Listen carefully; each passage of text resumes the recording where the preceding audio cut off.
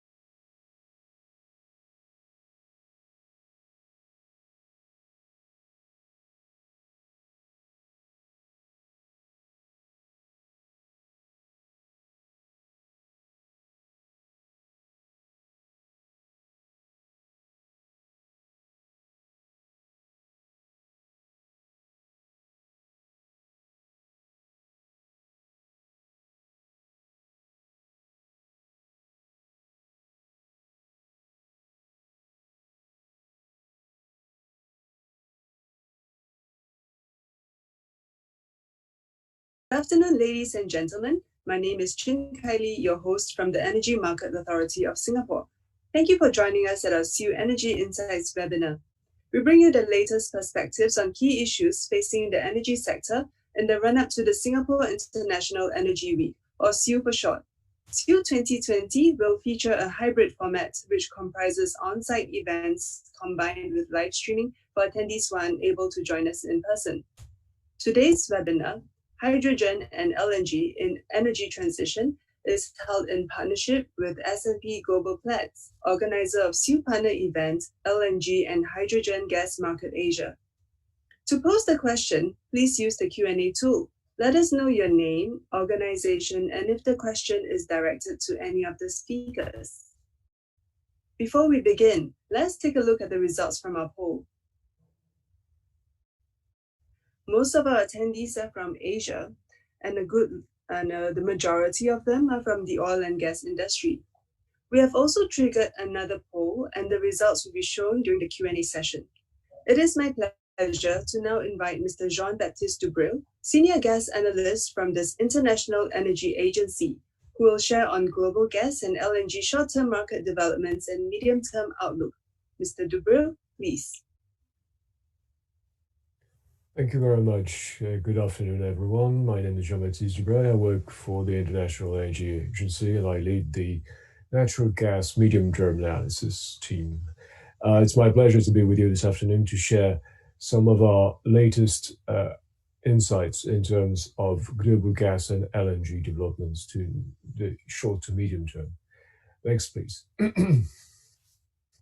So we have seen in the recent years, after 2 years of growth above 2% in 16-17 and remarkable 5% increase in 18 in global gas demand, a slowdown last year to what was the average of the decade, below 2% in 2019.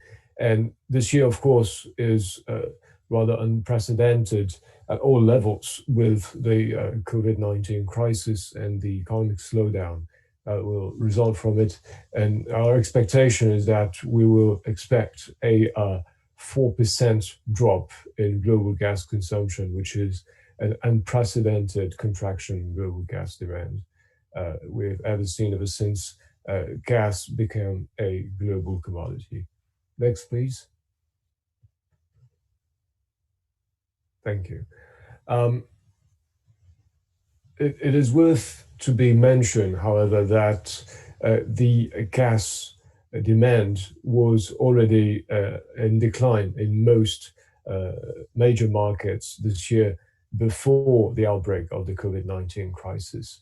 As you can see on this chart, most markets in the Northern Hemisphere were impacted by the particularly mild winter that we have seen this year. It is the case for Europe and the United States. You can see that January was in between -5, -10% below what was the average consumption of last year. However, the situation is a bit different in the two markets. So Europe, the dark blue curve on the chart, recovered partially until March and then was strongly affected by the impact of the nationwide lockdowns, which were enacted to curb the development of the COVID-19 pandemic, which led to another fall in consumption. At the end of H1, the European consumption stands roughly 7% below last year. Whereas in the United States, we see that consumption continues to recover, especially thanks to very low gas prices for power generation, keeps on displacing coal in power generation. As of end of June, US gas consumption stands roughly 2% below last year. The situation is, if we look at Asia, the situation is different. Looking at the different main markets, we look at mature markets such as China, Japan, which remains the largest LNG importer as of today. You see that there's a structural decline since the beginning of the year, with the impact of the economic slowdown, also the progressive return of nuclear capacity in Japanese power mix. China, which was the first market impacted by the COVID crisis in February, has seen a rebound since the month of March, but is still very sluggish growth compared to the two-digit growth that we have seen in the past years.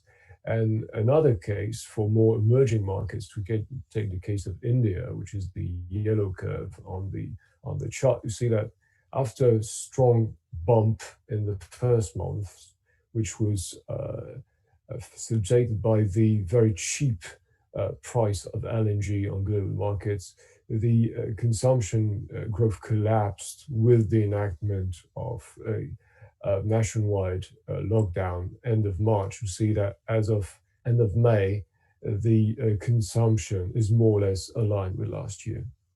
Next slide, please.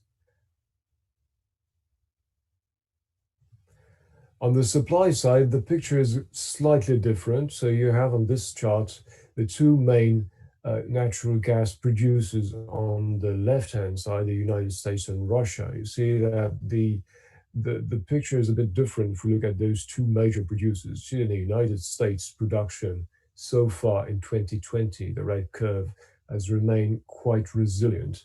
And until end of May, it was flat around 80 a billion cubic meters per month, and started to decline in the month of June and went below last year. But before the month of June, the United States production was still above the previous year. In the case of Russia, you can see the impact is much more severe because of lower consumption on the domestic market, also lower imports from Europe. At the end of H1, Russian production was 10% below last year. In terms of trade, you see that global LNG trade in the middle of the slide was also showing some resilience until end of May, thanks to the support from the European market, which has played a strong role as a balancing market, keep on absorbing the surplus volumes from the global energy supply. But those volumes from Europe collapsed in the month of June, minus 40% month on month, which led to the drop that you can see on the slide. When we look at Europe more in detail, you see that the overall European gas imports have declined, but this hides, again, a very strong support from LNG imports, which compensate the sharp decline from traditional pipeline imports from Russia and from the North African markets. Next, please. Thank you. So the conjunction of this lower demand and still resilient supply is quite visible on prices. As you can see on this chart, all major benchmark prices have seen a sharp decline since the beginning of this year, especially in Europe. The TTF price index since the beginning of the year, we can also see that the Asian LNG spot price assessment is also close to minus 60% compared to the beginning of this year. Next one, please.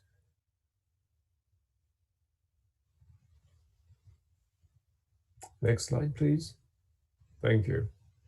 So our anticipation for this year, again, we do think that we will see the largest contraction in natural gas demand ever recorded, minus 4%, about 150 billion cubic meters. That's more than the consumption of countries such as Japan. In terms of how this contraction is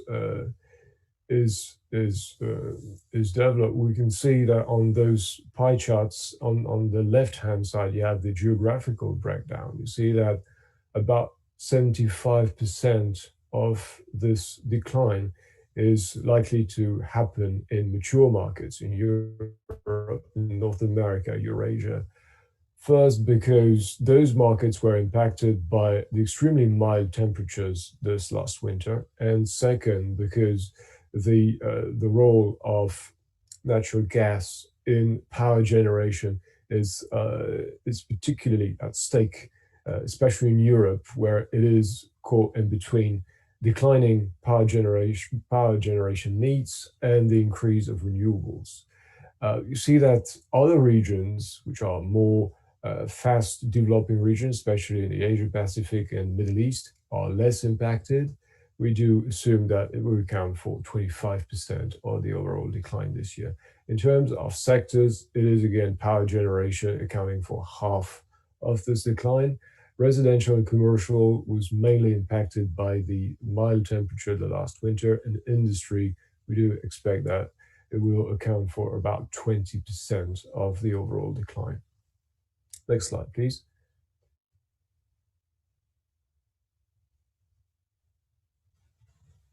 Next one, please. Thank you. So again, looking at the contraction this year, you can see on the left-hand side chart that we do assume that most of this decline is expected to come from the mature markets, Eurasia, Europe, North America, and OECD Asia. However, the story is we do assume that next year we will see a global rebound in gas consumption, and we will more or less return in 21 to the global consumption figures that we have seen last year. However, the story is not of a return to business as usual. It's not like what happened 10 years ago with the great financial crisis 2008, where we had a 2% contraction in gas demand in 2009 and a 6% expansion in 2010. Here, we do assume that most of the recovery will happen in those mature markets because of a progressive return of power consumption and also return to normal weather conditions for heating purposes. However, the dynamic of growth will be impacted, and you can see that in the next 5 years, we do assume 2021 to 2025 that Asia Pacific will be the leading source of additional growth.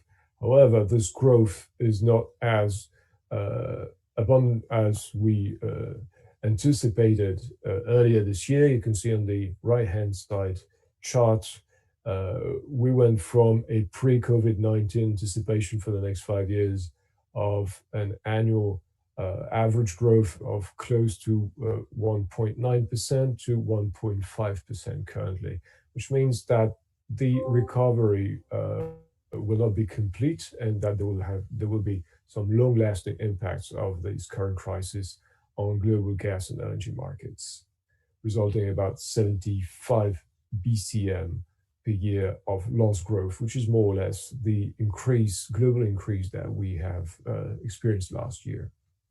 Next one, please. One of the signs of this lower growth is to be seen in the global LNG trade.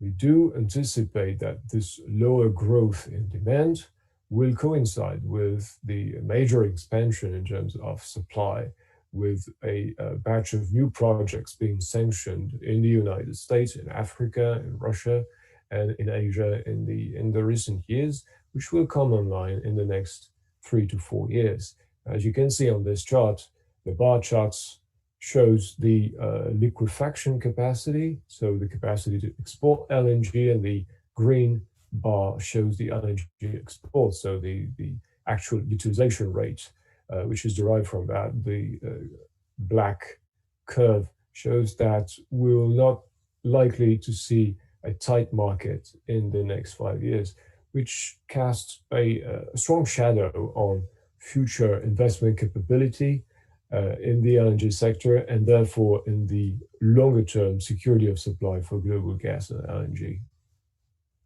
Next one, please.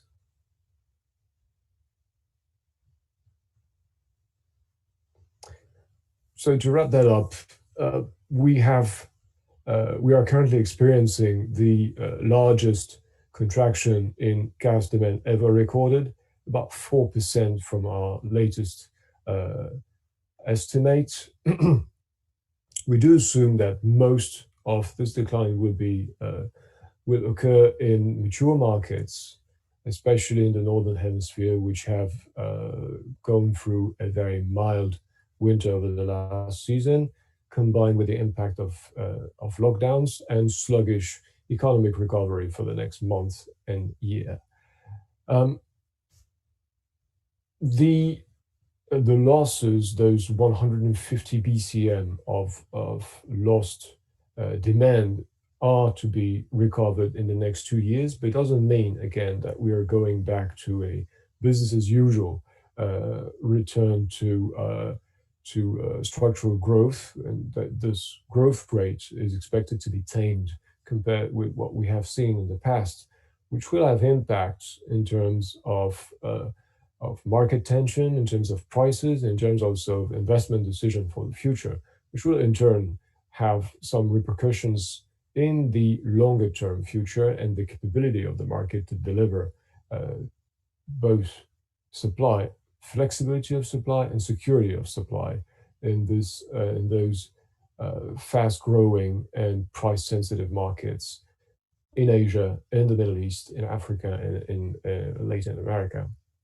The IEA, of course, is closely monitoring the situation, and we've been with all the stakeholders engaging discussions with the governments and the industry ever since the beginning of the crisis. And we keep on closely monitoring the situation, and we'll update this market view and short-term forecast in the fall with the next publication, which now becomes a quarterly publication.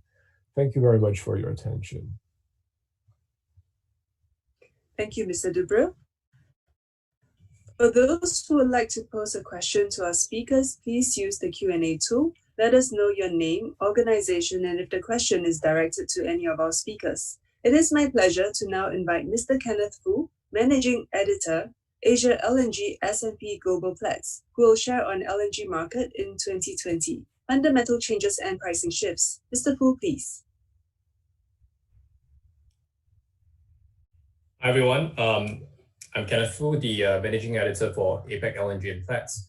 Before I start, I just want to say a big thank you to the SIEW team at EMA for organizing this webinar, and it's a real pleasure to in these challenging times.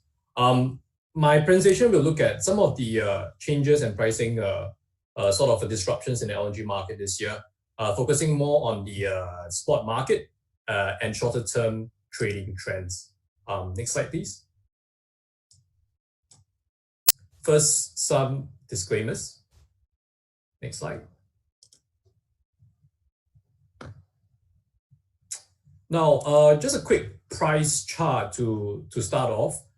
Spot LNG prices in Northeast Asia, the JKM is currently languishing at record lows of about $2 on the back of demand destruction in major importing locations due to the pandemic, and you also have abundant supply disruptions following the deferments and cancellations of spot and term cargo. So it's really, if you look at this chart, a cocktail of bearish factors that harken back to 2018 and 2019, starting from when a warm winter meant that inventory levels at Northeast Asian end users were already high before COVID-19 actually hit this year. Now, with the expectations that we could be relatively well supplied this year, along with already high stocks across Europe and in Asia, it might be difficult to picture very significant incremental demand in Asia to meet the growth in supply. And if you look at prices this year, even with at certain points netbacks from the US Gulf Coast into Asia remaining closed, the production volumes within the Asia Pacific itself still appear to overwhelm that of consumption and demand in Asia. So we could see low spot prices in Northeast Asia guide supplies elsewhere, such as India and Europe itself. Next slide, please. Now, coronavirus and warm temperatures definitely had a huge impact on LNG demand over the last couple of months. But we also did see some reshuffle of trade volumes, which saw Chinese demand even fell below the last 2-year levels in 2018 levels. But over January and February, we did see South Korea and India both emerge as pretty strong demand centers, despite the lack of support from weather, which in turn aided regional growth. This opportunistic buying by the two countries showcased this long sought flexibility in the market when the historical lows of LNG prices were hit. But the chart also shows that the gradual recovery of locations like China and Taiwan, where demand is starting to come back around, and it's even come around to levels that exceeded 2019 levels, especially in the last 2 months or so. Next slide, please. Now, looking at the supply side, what we can see is that the surge in supply over the last 2 years or so can be largely attributed to increased exports from the US, Australia, Russia, and Qatar. Australia definitely provided the biggest supply growth before the US staged an exponential growth of its own. And of course, the US had initially been expected to become the world's top LNG exporter in the mid-2020s, but this prospect looks a little less uncertain at the moment. What we also saw within the first couple of months of the year is that LNG producers continue to maintain in the first quarter of the year as oil-linked prices remain high. The big fall you see in US exports at the bottom right of the chart is because exporters have been cutting output from the US, with off-takers cancelling their volumes due to negative netbacks relative to production costs. Now, in the longer term, what we can expect is that ultra-low gas and oil prices, coupled with demand destruction from COVID-19, may even slow liquefaction build-up further, with limited capacity increase, I think, anticipated within the foreseeable future. Next slide.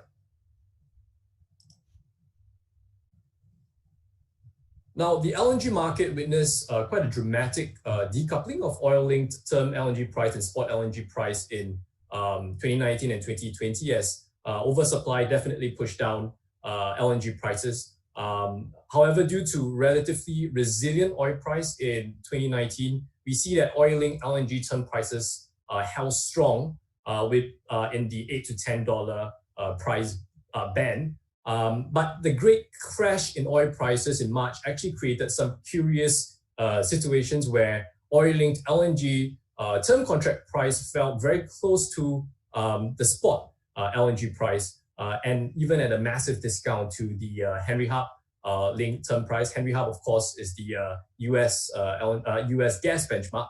And we even saw weak spot price in Asia cross with European gas prices several times this year. I think it also outlines the importance of a market price, LNG price against an LNG benchmark, one that fully reflects LNG fundamentals and in which is affected by minimum noise from other markets, as well as being neutral to both buyers and sellers.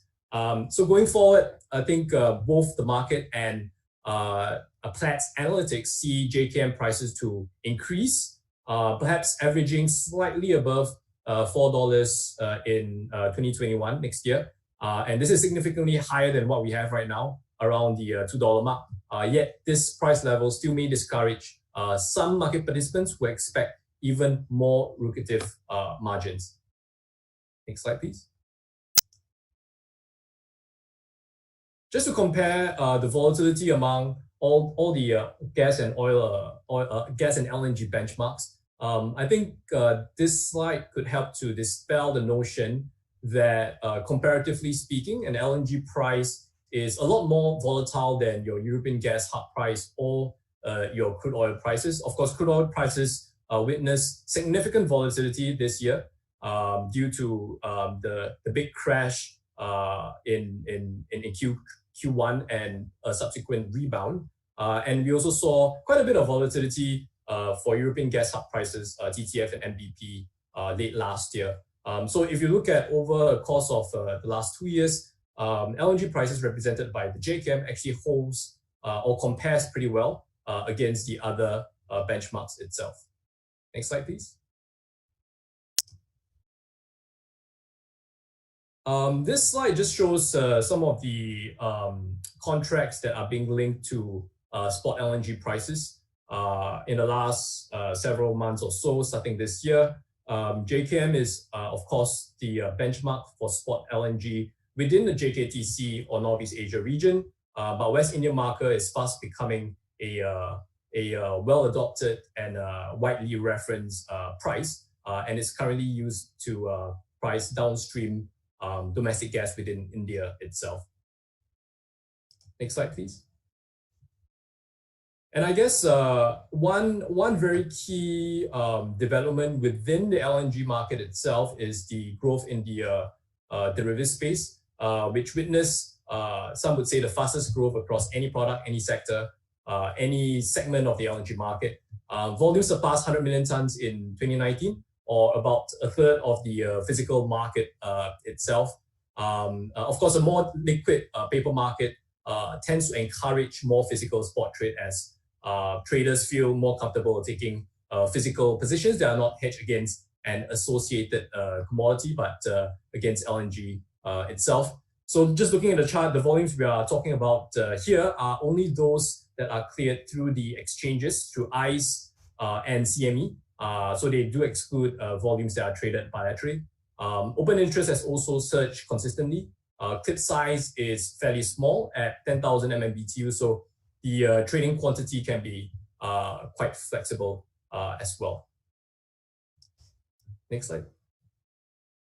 Now, we think that the growth of the Platts market on close remains a game changer for the market by using a high quality and verifiable information in the form of bids, offers, and trades to form the basis of the JKM LNG assessment on a daily basis. And since it launched, there has been more than 2,500 bids, offers, and trades with over 60 trades agreed on during the process so far. And the next slide shows the system in which it's taking place on. The Platts e-window has been widely adopted to support the MOC, and that's enabling market participants to communicate bids and offers and trades to Platts editors and the marketplace simultaneously. With that, I've come to the end of my presentation. I look forward to the panel discussion in a few minutes' time. Thank you. Thank you, Mr. Fu. I would now like to invite Dr. Fiona Simon, Chief Executive Officer of the Australian Hydrogen Council, to share on the rise of the hydrogen economy. Dr. Simon, please. Hello, thank you, Kylie. It's a pleasure to be here. So as said, my name is Fiona Simon. I'm the CEO of the Australian Hydrogen Council. The Australian Hydrogen Council is the peak body for the hydrogen industry, with members from across the hydrogen value chain in Australia. So we connect the emerging hydrogen industry and its stakeholders in building a secure, clean and resilient energy future based on hydrogen. So a key objective of the Australian Hydrogen Council is to accelerate the commercialisation of new hydrogen and fuel cell technologies for transportation, export, storage and stationary applications in Australia. We seek to do this by collaborating with all stakeholders in the hydrogen space. So we go to the next slide, please. So we started off as Hydrogen Mobility Australia, and it was formed in 2017. But in October last year, we changed the name to Australian Hydrogen Council, and that reflects the diversity of our growing membership and the broad hydrogen agenda. So we now have 44 members from across a range of industries and up and down the value chain. This slide shows you a number of the logos for the companies who have joined AHC, and we're pleased to say that people are continuing to join even in this environment with economic downturn. So next slide, please. I'll spend a bit of time on this slide and essentially just really wanting to tell the story about why hydrogen. Hydrogen is unique in many respects, and it is useful to briefly outline why that is. So first of all, it's storable over time and transportable. So hydrogen can exist as a gas or a liquid, so it can be stored for long periods of time, and unlike batteries, not lose its energy value. So that's where hydrogen can play a really important role in balancing electricity grids. Hydrogen can be transported over long distances, whether that's by truck or ship or pipeline, and that helps communities maintain access to energy when needed. And of course, it's exportable as a result. Second, hydrogen is made and not found. And you can make it in different ways. So obviously there's the fossil fuel version and there's the green version. And it's green hydrogen that presents the longer term opportunity. And the basic technology isn't new. Although enhancements and new ways to produce hydrogen do continue to be developed, we've known how to make hydrogen through, say, steam methane reforming and certainly electrolysis for some time. The technology is known. And the man-made element of hydrogen can also enhance the economic resilience of regions and countries like ours. It helps diversify the energy mix. It can be made locally. And I think that's a fundamental difference as we shift through the energy transition. It's shifting not only from fossil fuels to those renewable sources, it's the opportunity to make it and not rely on particular geographies, for example, and geologies. Third, hydrogen is versatile, and so it can be converted for different uses across energy, transport, industrial processes. And it connects these sectors and it creates efficiencies because it can be moved around for different purposes as needed. And electricity and hydrogen together can provide the backbone for future energy production and use. And it does so in a way that does support economic resilience. So far, so good. It does lead to the question, why aren't we living in the hydrogen society already? And as you no doubt would be aware, it's because hydrogen production, transport and consumption do require infrastructure. We need infrastructure to make it, to move it and to use it in a range of ways. And that infrastructure hasn't been created to date because we already had petrol, diesel, natural gas and coal to meet our energy needs. So there hasn't previously been a real incentive to look at hydrogen seriously, at least not in any long-term way. But obviously this is changing. We are seeing a move across the globe toward a low carbon future, and countries are starting to ban internal combustion engines, they're pricing carbon, and they're setting ambitious green targets. So this means that the cost-benefit analysis of hydrogen is shifting relative to the incumbent forms of energy because those incumbent forms are becoming increasingly untenable. So hydrogen starts to become the obvious answer. It becomes a source of public benefit as it helps us transition to the inevitable new economy. Of course, we're not there yet. The huge potential for hydrogen to decarbonise the globe requires infrastructure, and that in turn requires investment. It's useful to look at some of the figures that have been published to date. The Global Hydrogen Council's report, Path to Hydrogen Competitiveness, estimates that $70 billion of investment in hydrogen is required across the world by 2030 to meaningfully activate the global hydrogen economy.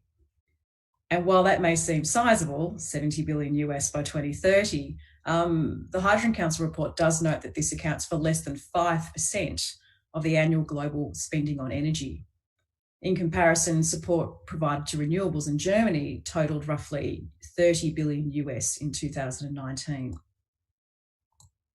Analysis from Bloomberg New Energy Finance's Hydrogen Economy Outlook report does then go further, estimating that $150 billion will be needed globally until 2030 to bridge the cost gap between hydrogen and the cheapest fossil fuels, not just the cheapest low-carbon alternative.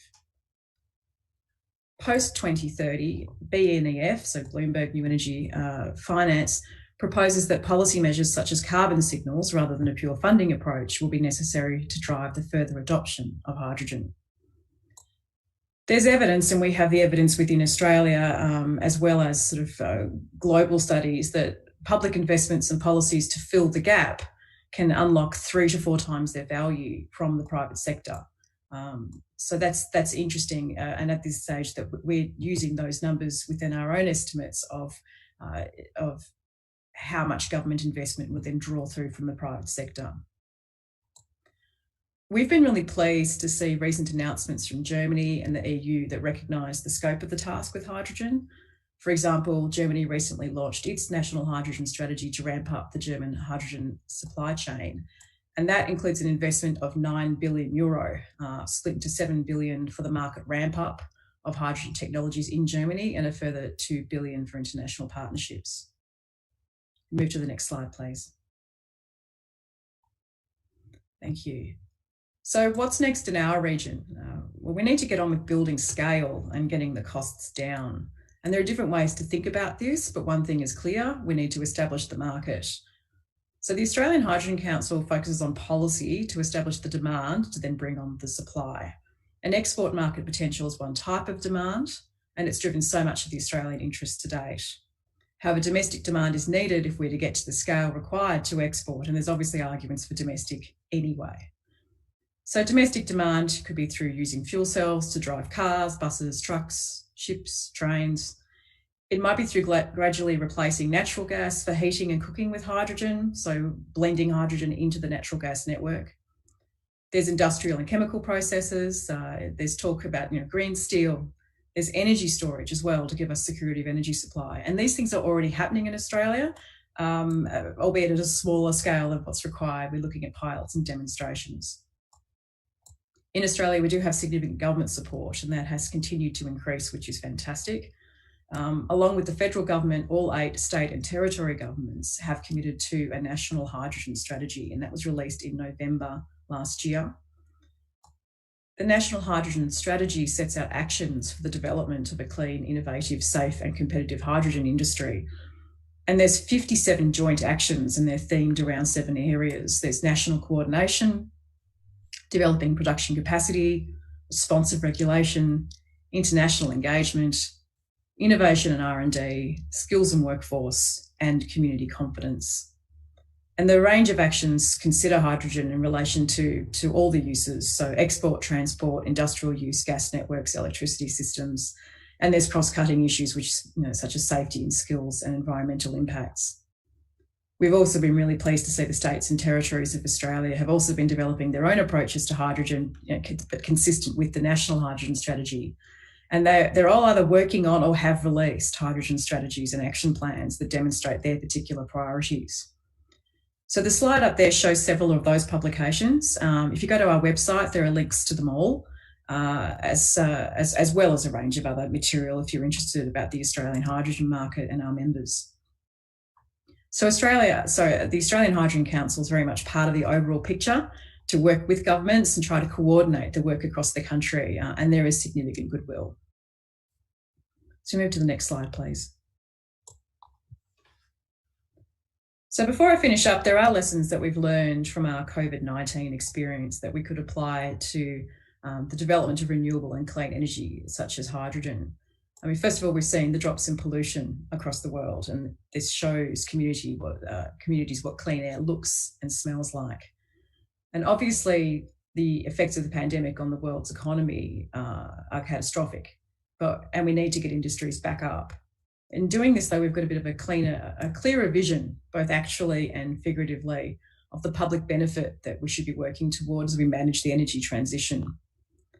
Second, the pandemic and the recent oil price fluctuations have shown that Australia and other countries in our region need to value energy diversity in the interest of economic security. Local hydrogen production can provide high volumes of energy to industry, cities and homes. Importantly, it can also create local jobs. It can bring new design and manufacturing opportunities, looking at, say, fuel cell technologies for automotive, aviation and marine industries. So to wrap up, we're at a defining point in history. Countries like Australia and Singapore can choose to use this opportunity to decarbonise our energy use through building the infrastructure for hydrogen production and use.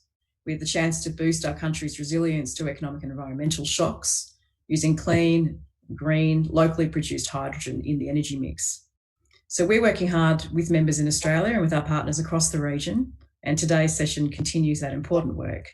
So thank you very much for having me. It's been a pleasure. Thank you, Dr. Simon.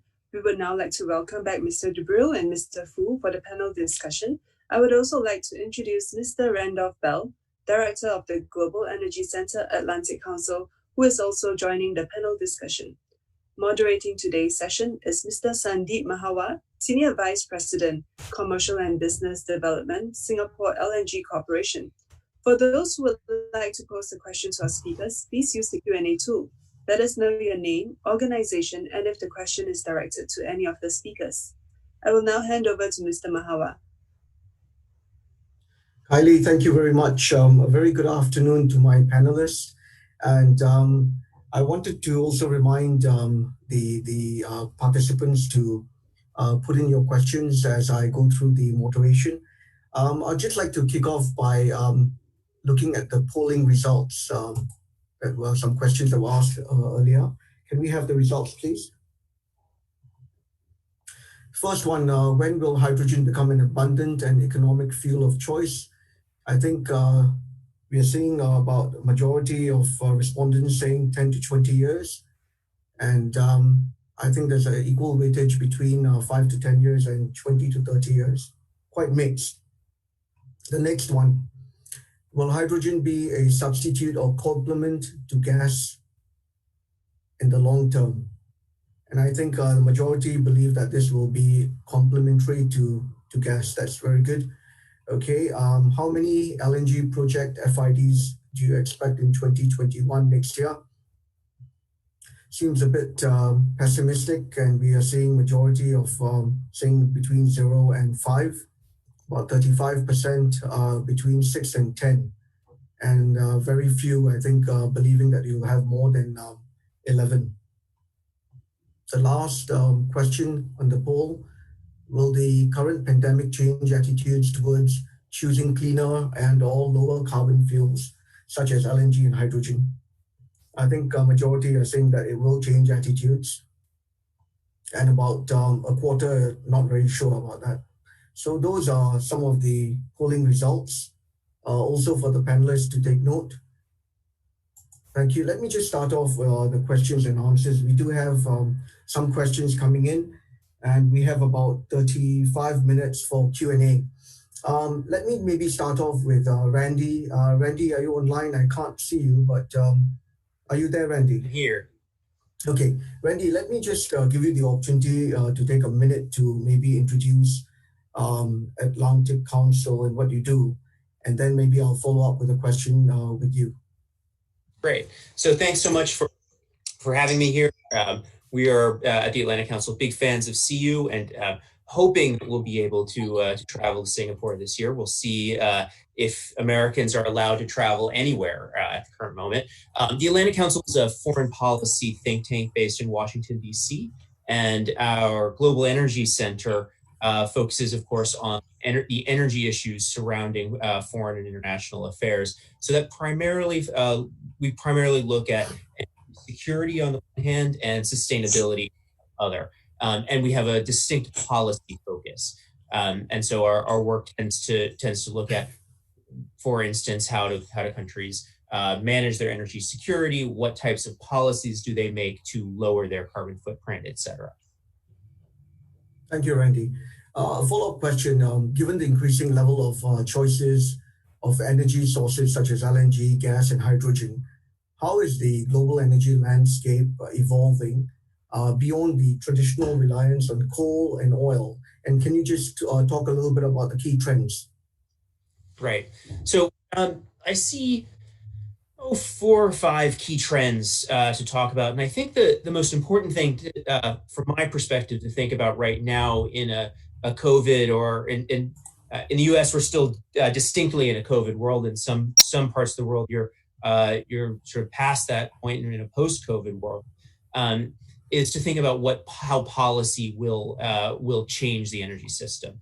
And so along those lines, you asked the question about coal and oil, and I think that those are 2 big changes. So first, I think it seems very likely that coal demand has peaked, and probably peaked before COVID, but there's policy that is driving that to probably continue to decline. And you just look at what Japan announced recently with the change in policy to stop the export of their coal power plant technology. And you'll also note that 3 EU countries have announced early closures of their coal plants just this year. And as our other panelists mentioned, LNG prices are so low that encourages more coal to gas switching. The other piece of your question on oil, I wouldn't want to say that oil demand has peaked, but that's a fair question to ask now. And I think that change has happened since earlier this year, where the question was, will oil demand peak? If it will, when will that happen? And every major analysis or projection set a different year depending on the different policies. It was 2030, 2035, 2040. But there's a real question right now if oil demand has actually peaked already. Now, I know the IEA has said it has not peaked. Jean-Baptiste Boss has said it has not peaked. But Bernard Looney said, he's just not sure. And that policy is the real driver at this point. And there is a possibility, at least, of policy continuing to drive demand down for oil. And so that we could have seen in 2019 the peak of oil demand. I think that's probably not the case, but I think it's fair to ask now. And a couple of other key trends revolve around decarbonization. I think you're going to see continued policy pressure on fossil fuels, with the exception of gas with CCS, where I think you're starting to see a greater acceptance from the climate community that carbon capture is going to be an important technology as we look to decarbonize. And I think, as Fiona mentioned, there's a huge push for hydrogen right now. However, the possibility of moving to entirely green hydrogen in a timeline that is reasonable for our decarbonization goals is fairly unlikely. We've been running the numbers internally recently, and if, for instance, you'd like to move all the current hydrogen that's produced in the world today, about 70 million tons per year, to green hydrogen, you need about 50%, depending on the efficiencies and how you think about capacity factor of variable renewables. But you need about 50% of the total installed renewables to date to produce all the hydrogen that's now produced through steam methane reforming as a green technology. If you want to replace, if you want to do switch of all the diesel demand in the world, and you think that hydrogen, one of the main potential uses of hydrogen is in heavy transport. So if you were to say all the diesel demand in the world will be to switch to hydrogen, you're talking about a fourfold increase in variable renewables installed just to produce all that through green hydrogen. So CCS is going to be is increasingly important and tied to gas. You're also going to see, and I think continue to see, a rise of corporate pressure on climate action. And so you see this through pushes for climate disclosure, and particularly through the conversation around ESG. I think Morgan Stanley's announcement yesterday that it will tally its financed greenhouse gas emissions is very important and is going to be an important ongoing trend. And I think you'll also note that ESG funds have been outperforming standard funds even during COVID. ESG is not a fad. However, I do think we're going to need to see more formalization of what ESG actually looks like. There are, of course, three buckets. There's the environment, social, and governance, and each fund makes its own choices about how to weight each of those three buckets. And so some environmentalist investors have been dismayed to find that within an ESG fund, you might find an ExxonMobil, because ExxonMobil scores very high on the social and the governance. On the other hand, I was looking at an ESG fund the other day, and it purposefully excludes nuclear power. And I am of the opinion that many are that you need nuclear if we're going to meet our environmental goals. So that question about what falls into the environment bucket, I think is still open to debate. And then Randy, yeah. Thank you for that. I'm going to stop you over there, and I will come back to you in a bit. I do want to cover some other questions as well, and thank you for that. We'll come back shortly. I wanted to ask the next question to Kenneth.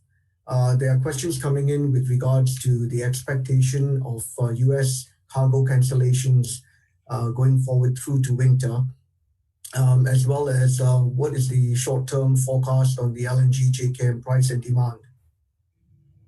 I can't really answer the second part of the question directly, because I don't. My team doesn't focus on the forecast itself. But if you look at the forward curve in the derivatives market, what you can see would be fourth quarter prices around the 360, 370 mark. and the first quarter 2021 prices around the 470 to 480 mark. So I think the winter average you would expect, as I mentioned earlier, we could start 2021 at just slightly above $4. But that's just looking at the financial derivatives market. With regards to US cargo cancellations, again, it's about the expectations of forward prices. And forward prices are inevitably affected on a seasonal basis. So if you look at the forward curve, the European gas hub prices and JKM prices would, as I mentioned earlier, witness a slight boost as we head into winter and as demand in Asia and demand in Europe grows due to lower temperatures. So what you might see would finally be more positive netbacks and thereby allowing off-takers a little bit of a margin to lift some of the cargoes. So if you look at the recent cargo off-takes for this particular off-take deadline, that definitely has seen an improvement compared to the last 3 or 4 months.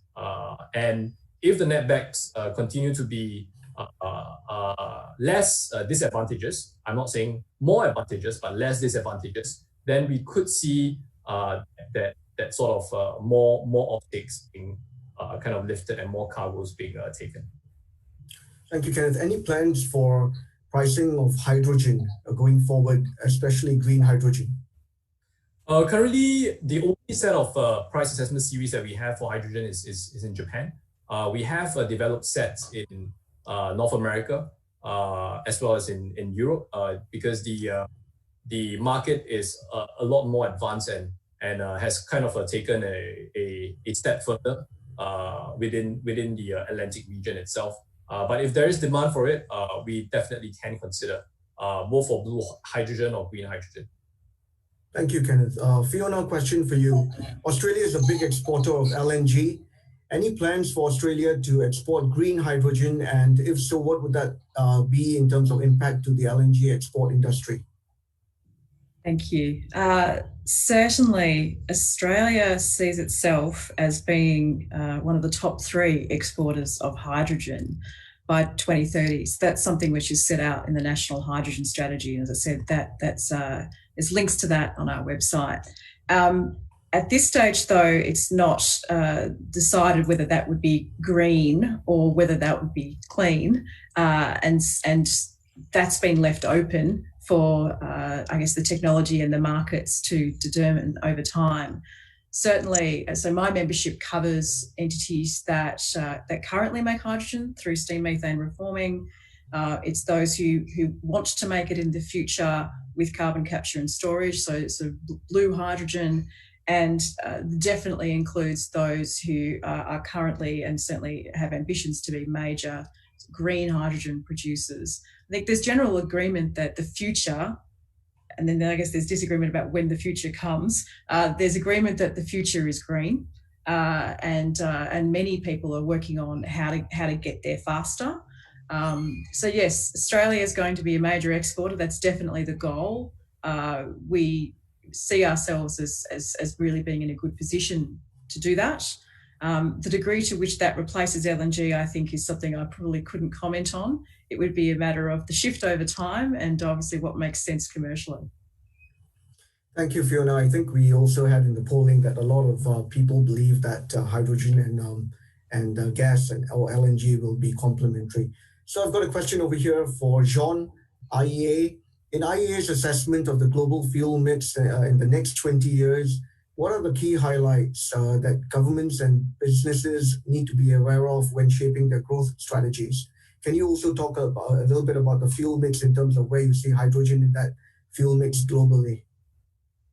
Sure, thanks.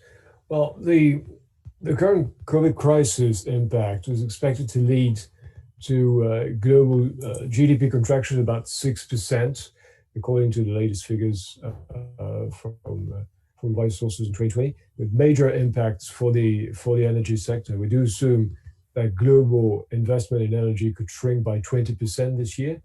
And while some 3 million jobs in the energy sector are at risk, plus another 3 million in related sectors such as vehicles, buildings, or industries. The IEA released a couple of weeks ago a special report which outlines a sustainable recovery plan with recommendations to policymakers and business leaders to follow three main objectives for the recovery, which are boosting the economic growth, creating jobs, and building a more resilient and clean energy system.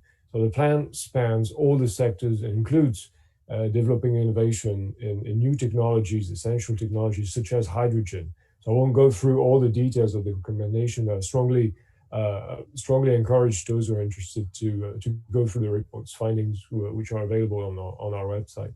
So on the hydrogen, I think that new sources of energy, including hydrogen, biomethane, or the low carbon energy sources, will further push competition with the fossil fuels, as we've already seen for renewable energies in more mature markets. And the resource potential is pretty huge.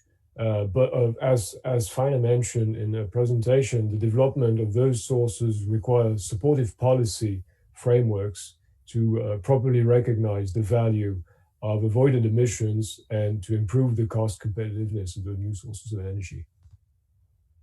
Thank you, Jean. I'm going to go back to Randy. And Randy, this is probably quite a big question. And I'm going to challenge you to keep it tight and to the point with regards to the upcoming U.S. general elections.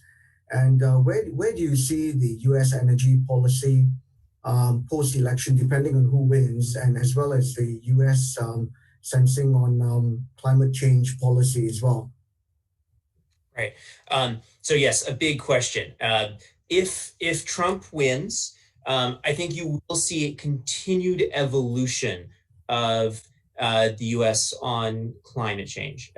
While President Trump has been opposed to acting on climate change previously, you'll note that he hasn't tweeted about climate change in over a year, and the Republican Party is making progress on a climate plan, and we expect to see something as a response to the Democrats in September.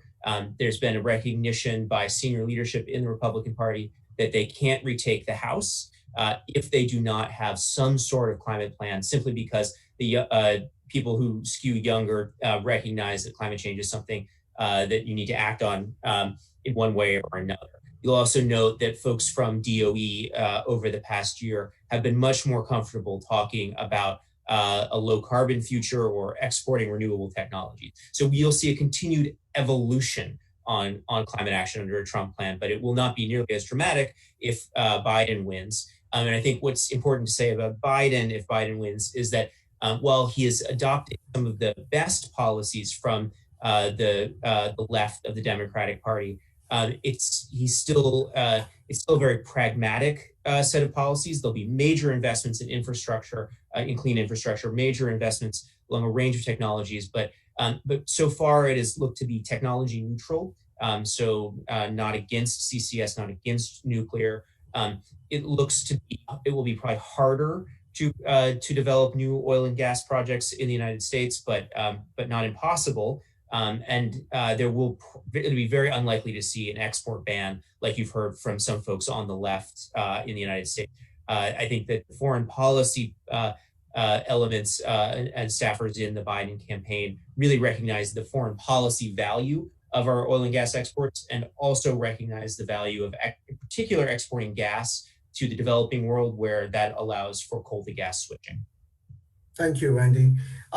Question for Fiona again with regards to the use of hydrogen in shipping, and how is that going to displace the basically LNG with IMO coming on already in 2020, and kind of the views that quite a number of ship owners want to move towards LNG?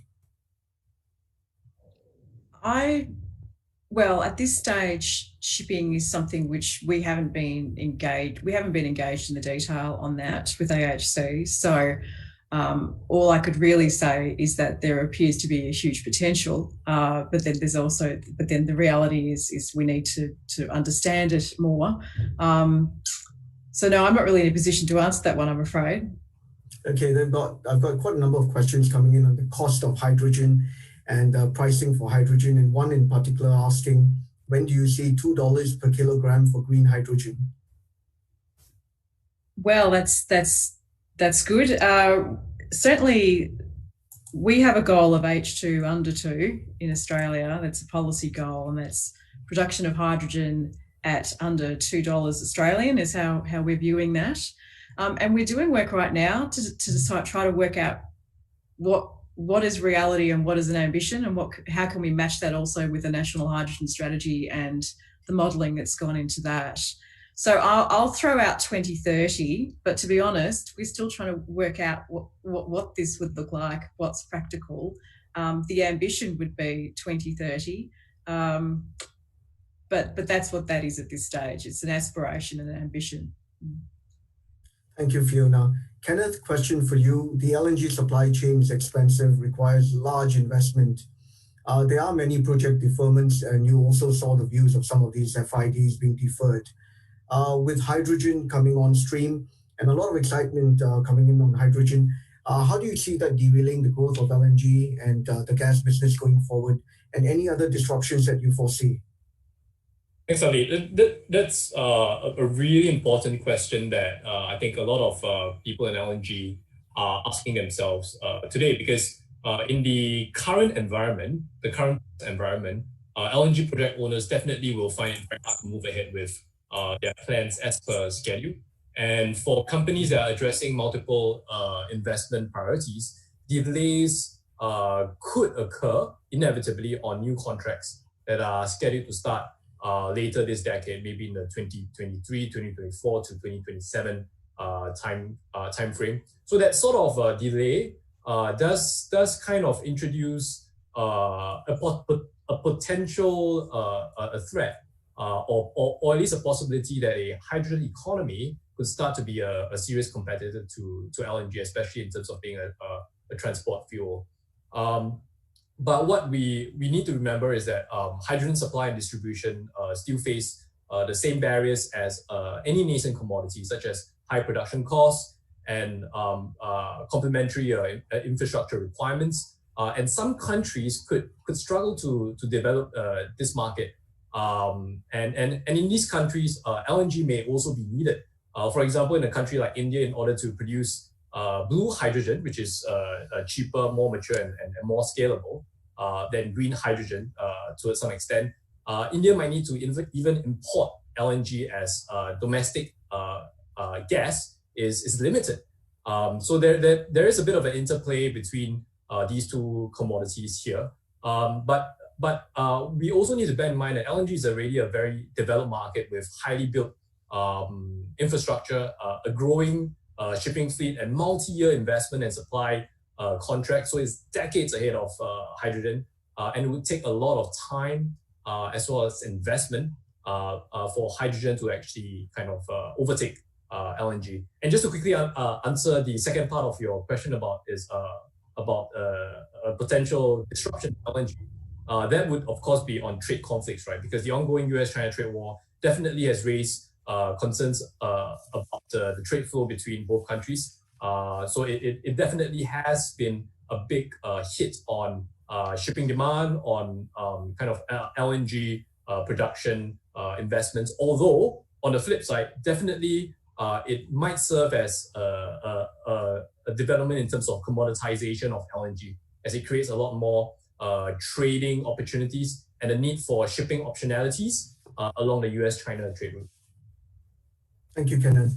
Let's come back to IEA. Jean, can we talk a little bit about the role of the IEA with respect to climate change? And is the IEA basically fuel agnostic, or is the IEA promoting low carbon fuel sources as well? Thanks. Yeah, the IEA is covering all the fuels and technologies. We acknowledge, of course, and track the developments in terms of climate change and what could be the different impacts in terms of global CO2 emission, methane emissions, so on. Those we have developed several trackers which are available from our websites. And we do publish each year a global energy and CO2 emissions review of the past year. So we do assess, of course, the role of mitigating the impact of climate change in our long-term scenarios. In our World Energy Outlook, we have a sustainable development scenario which take into account the policy which are needed to make sure that the climate change impacts are curbed to a 1.5 degree target. Thank you, Jean. Let me come back to Fiona on a question with regards to infrastructure required for hydrogen and how that differs from infrastructure that's already in place for LNG and other energy sources. Is it possible to mitigate the large investment gap by using infrastructure that's already built? I would say so, and that's something where I think a number of my members would be hoping so, that there are sort of the natural capabilities there. I don't think we're in a position, well, I'm not in a position to go into the detail about what that might look like. I think we need to make sure that a whole range of the differences between hydrogen and the fuels it might be replacing through that infrastructure could be significant enough to require quite an overhaul, depending on what infrastructure we're actually talking about. Obviously, hydrogen has different physical characteristics, well, it has different physical capabilities as well to that which it will be replacing. And you'd need to be sure about safety aspects that are covered off. There is going to be a difference in how different materials cope with hydrogen versus how those materials cope with natural gas and LNG. So yes, you'd want to be able to repurpose the infrastructure. The question is, what does that mean? And that's probably a very large question, and it's one that we're still trying to work the answers out on that one. Thank you, Fiona. Let me ask Randy a question with regards to hydrogen. I mean, hydrogen seems to be very colorful. Everyone has, blue and green. And what would you say with regards to the growth of the hydrogen economy? And do we all need green hydrogen? Can we talk about blue hydrogen, Randy? Yeah, as Fiona said, there is a big push for green hydrogen, but I do think if you want the volumes of hydrogen to actually have a robust hydrogen economy, you need to be open to blue hydrogen. Simply as I was referring to earlier, the math gets very, very hard if you want to have a significant volume of hydrogen produced by renewables. And as you're, again, if you're just trying to replace all of the current hydrogen, 70 million tons a year or so, with renewables, you're talking about taking offline from the power sector 50% or so of current installed renewable capacity. And so blue hydrogen does provide an opportunity to scale hydrogen much, much faster, and you can take better advantage of the existing infrastructure. So I think that's absolutely an important piece of the path forward. Thank you, Randy. Fiona, how much work is going on to convert hydrogen to liquid fuel suitable for air and road transport? Can you comment on that? Yes. Well, I'd say there's a lot of work. Basically, we're at a new frontier with hydrogen, and there is a huge amount of work going on through our, if I can comment on Australia, through our research institutions, through projects, pilots, demonstrations, using both traditional technology and new technology. At this stage, I probably couldn't point to anything in particular, because the main challenge is more about the economics. In most cases, it's the economics as opposed to the technology, but the technology can find ways of making the economics better and can also surprise us with new innovations. So I'd have to say it's sort of a bit of a cop-out answer, I'm afraid, but there's a lot of work. There's a lot of work going on. The question is how does any one player make that work something which is useful at scale and can be recognised as a meaningful path for how we can get hydrogen to be the fuel carrier of the future, energy carrier. Thank you, Fiona. Thank you.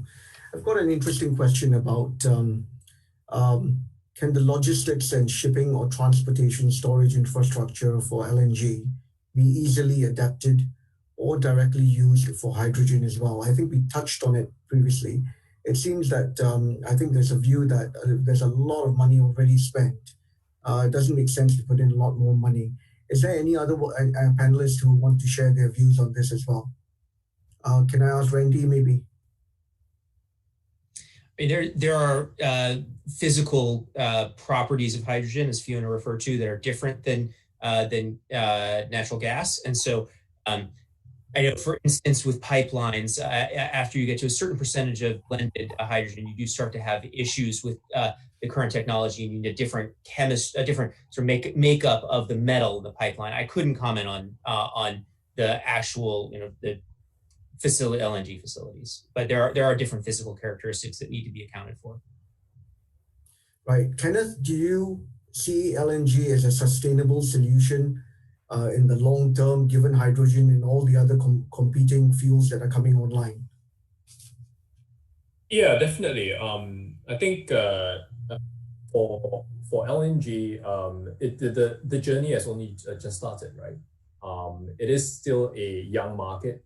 It is comparatively a cleaner fuel, especially if you look at the marine fuel mix. It is one of the pathways to a carbon-free sort of market. Of course, then you would have ammonia and hydrogen being on the next step.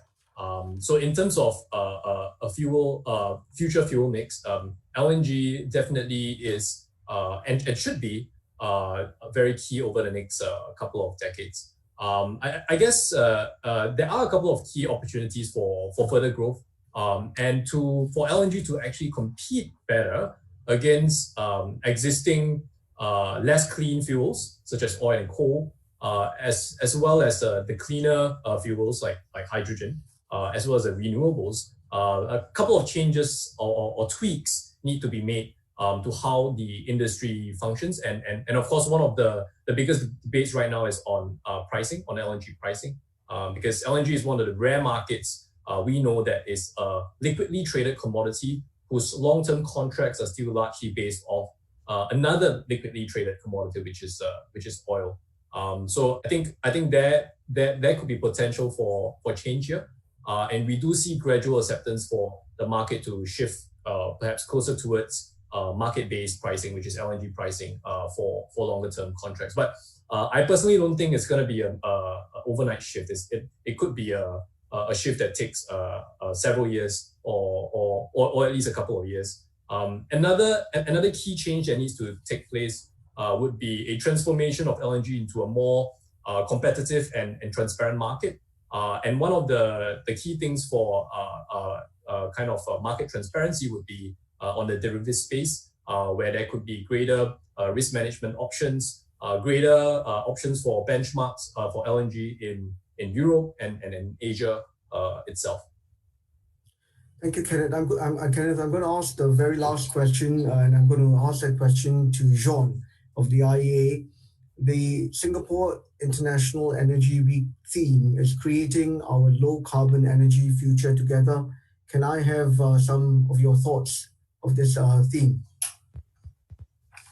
Sure. Well, I think that the theme is particularly relevant in the current situation that we're experiencing with those massive changes and impacts of the current crisis. I think that there's a growing recognition that was expressed by all panelists of the impact of the energy consumption and patterns, and that the need for energy transition and low carbon future. I think that in the current situation with those all the recovery plans and stimulus packages have been issued by the different jurisdictions and countries throughout the world to battle the impact of the COVID crisis. This is certainly an important part to take into consideration, how to shape the future in terms of sustainable energy development, not only economic recovery, but sustainable recovery. Thank you very much, John. And to my panelists, Fiona, Kenneth, Randy, and John again, thank you very much. Back to you, Kylie.